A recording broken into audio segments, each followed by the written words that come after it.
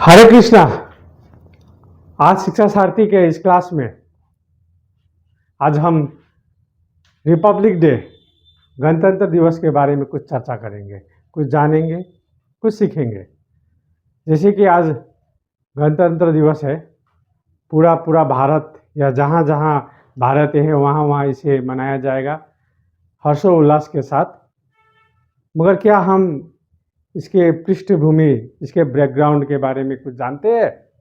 तो चलो आज शिक्षा सारथी में हम इसी चीज़ को जानेंगे, एकदम बेसिक। क्योंकि क्या होता है कि हम एज ए स्टूडेंट कभी कभी सिर्फ लंबे लंबे क्वेश्चन 5 मार्क्स का 7 मार्क्स का क्वेश्चन के पीछे भागते हैं और छोटा छोटा चीज़ बेसिक रह जाता है। तो आज गणतंत्र दिवस के दिन, रिपब्लिक डे के दिन, आज शिक्षा सारथी इसी छोटे छोटे जानकारी बेसिक के ऊपर आज हम जानेंगे। जैसे कि रिपब्लिक डे है, मैंने इसे सरल में समझाने के लिए, एकदम इजी वे में समझाने के लिए, बेसिक स्ट्रॉन्ग बनाने के लिए इसे 5 बिंदुओं, यानी अभी जो ट्रेंड है हैशटैग में मैंने इसे बांट दिया है। सबसे पहले फर्स्ट हैशटैग है व्हाई इट इज सेलिब्रेटेड को हम समझते हैं। इंग्लिश में मैंने यहाँ डेफिनेशन लिखा हो, आप इसे कॉपी कर लीजिएगा और मैं अभी इसे पढ़ के फिर आगे हिंदी में आपको समझाता हूँ। 26 January celebrated as republic day as on this day Bharat constitution officially came into effect and we became sovereign democratic republic nation.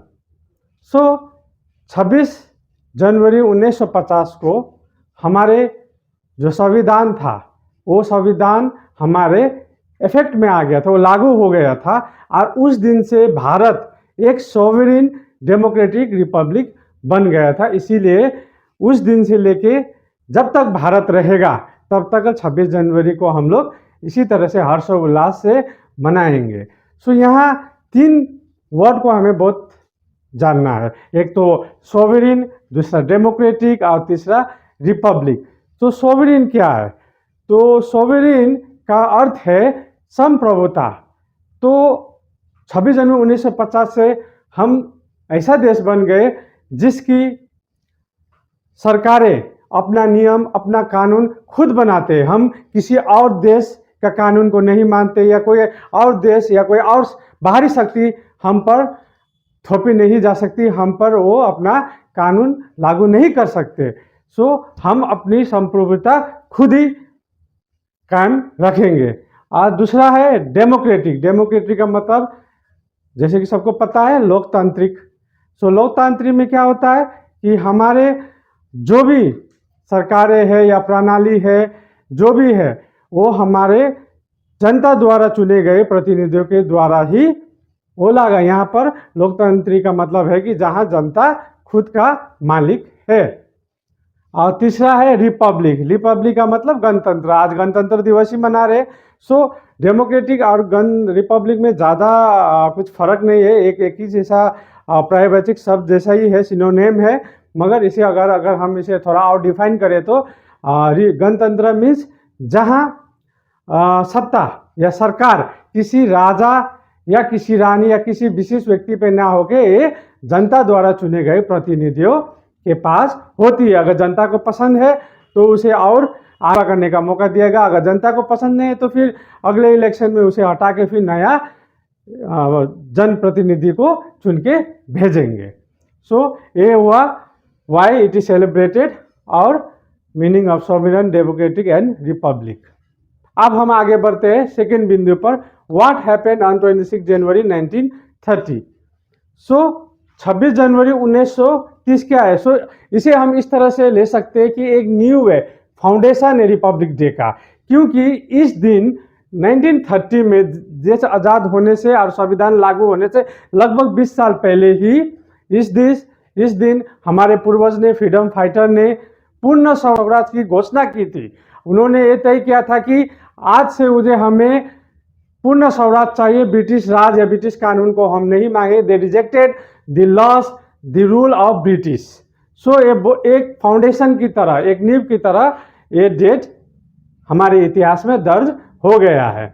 और तीसरा, व्हाट हैपेंड ऑन 26 नवंबर 1949। देश आज़ाद हमारा कब हुआ था? 1947 में। 26 नवंबर 19, इसका लगभग 2 साल बाद क्या हुआ था? तो इस दिन डॉक्टर भीमराव अंबेडकर जी और उनके कमेटी, जिन्हें संविधान बनाने की, संविधान रचने की जिम्मा दिए गए थे, उन्होंने संविधान का मसौदा तैयार करके उन्होंने ड्राफ्ट को उस दिन पेश किया था। सो दे ड्राफ्टेड अ कॉन्स्टिट्यूशन ऑन 26 नवंबर 1949, जो बाद में 26 जनवरी 1950 को क्या हुआ, इन इफेक्ट लागू हो गया, आ गया इन इफेक्ट। सो इसके बाद आते हैं चौथी बिंदु, relation between doctor Rajendra Prasad and 26 January 1950। So doctor Rajendra Prasad का क्या संबंध है 26 जनवरी से? सो बहुत गहरा संबंध है, क्योंकि जिस दिन गणतंत्र दिवस की स्थापना हुई उसी दिन डॉक्टर राजेंद्र प्रसाद हमारे प्रथम राष्ट्रपति बने थे। उन्होंने प्रथम राष्ट्रपति के रूप में शपथ ग्रहण किए थे। क्योंकि फाइनली अब हम फ्लैग, राष्ट्रीय ध्वज के बारे में भी कुछ जानकारी लेते हैं। राष्ट्रीय ध्वज दो प्रकार से फहराया जाता है। स्वतंत्र दिवस या इंडिपेंडेंस के दिन जो फहराते हैं उसे हम इंग्लिश में होस्टिंग कहते हैं, या हिंदी में ध्वजारोहण होता है। तो इस सिंपल भाषा में समझते हैं कि स्वतंत्र दिवस के दिन राष्ट्र ध्वज को नीचे की तरफ से ऊपर खींचते खींचते ऊपर ले जाके उसे फहराया जाता है, और वही गणतंत्र दिवस, रिपब्लिक डे में ऊपर ही बंधा रहता है राष्ट्र ध्वज, उसे खींच के हल्का सा फहराया जाता है। सो उसे हम क्या बोलते हैं, अनफर्लिंग या ध्वजा फहराना। सो हमारे जो राष्ट्रीय ध्वज है, राष्ट्रीय झंडा है, वो भी दो प्रकार से फहराया जाता है।